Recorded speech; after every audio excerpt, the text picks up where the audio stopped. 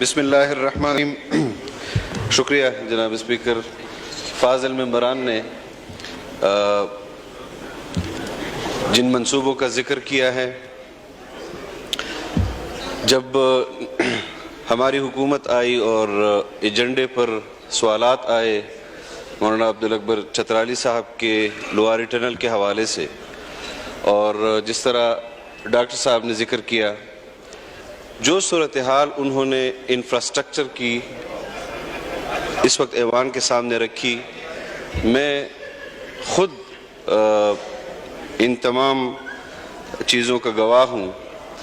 کہ یہ وہ منصوبے ہیں کہ جو 2016، 17، 18 اور 19 میں مکمل ہونے تھے اور آج تک مکمل نہیں ہوئے۔ میں نے خود لواری ٹنل کے حوالے سے بریفنگ لی اور سوال مولانا عبدالاکبر چترالی صاحب کا اس کے بعد آیا۔ میں خود ان کے پاس گیا اور ان کو بھی دعوت دی کہ میں اس حوالے سے آپ کے سامنے بریفنگ رکھوا دیتا ہوں۔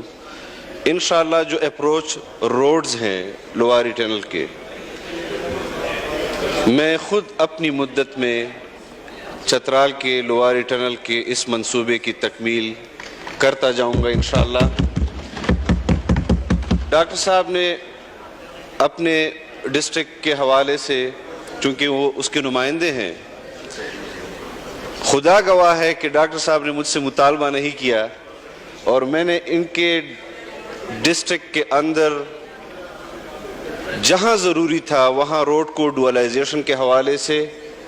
ان کو پی ایس ڈی پی میں شامل کروایا ہے۔ المیہ یہ ہے کہ ہمارے جن اضلاع سے ان کا تعلق ہے یا ہمارا تعلق ہے یا دیگر ممبران کا تعلق ہے، ان کو ہم اپنے اجلاسات میں ڈیڈ سٹیز سے تعبیر کرتے ہیں۔ ہماری خواہش ہے، اور جس طرح پچھلے ٹینیور میں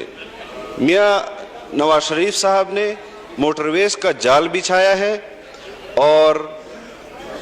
تیز رفتار، برق رفتار موٹر ویز بنائی ہے، ہم ان کے اس ویژن کو فالو کریں گے، اور جو اس وقت ڈیڈ سٹیز سے ہمارے اضلاع کو تعبیر کیا جا رہا ہے ان کو ہم ترجیحی بنیادوں پر زندہ سٹیز بنائیں گے۔ ڈاکٹر صاحب، یہ آپ کے ساتھ ہمارا وعدہ ہے۔ ہم ایک سال میں ہم انقلاب برپا نہیں کر سکتے، لیکن مسئلہ یہ ہے جناب اسپیکر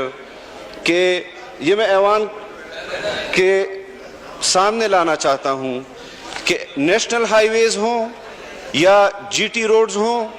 جو این ایچ اے کی ملکیت ہے، آج بھی قوانین وہی ہیں کہ جو جی ٹی روڈ کے 55 سال پہلے تھے۔ میں نے خود اپنے این ایچ اے کے ذمہ داران سے بات کی اور ان کو کہا کہ آپ یہ رولز اور لاز چینج کریں، اس میں جدید دور کے مطابق آپ اپنے قوانین بنائیں، موٹر ویز کے حوالے سے بھی، لنک روڈز کے حوالے سے بھی، بائی پاس کے حوالے سے بھی۔ اور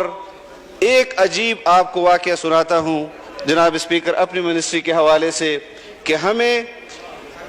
ڈیرہ اسماعیل خان سے سرگودا تک روڈ کا سفر مختصر کرنے کے لیے میاں نواز شریف صاحب نے ایک برج دیا کلور کوٹ کا، اور وہ آج سے 2 سال پہلے غالباً اس کی تکمیل ہوئی، اور اس کے دونوں سائٹ پر،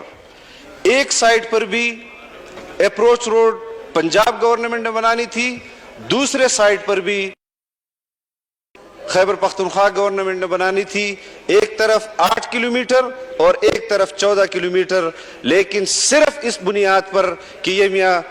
نواز شریف صاحب کا منصوبہ تھا، نہ بزدار نے 14 کلومیٹر بنایا اور نہ محمود خان نے 8 کلومیٹر روڈ بنایا، لیکن ہم نے آج اس پی ایس ڈی پی میں وہ اپروچ روڈز بھی وفاق کی طرف سے شامل کیے کہ جو صوبوں کی ذمہ داری تھی۔ انشاءاللہ ہم اس بات پر مطمئن ہیں کہ اس خدمت کے لیے اللہ نے ہمیں چنا ہے، اور ہم انشاءاللہ اس منصوبوں کو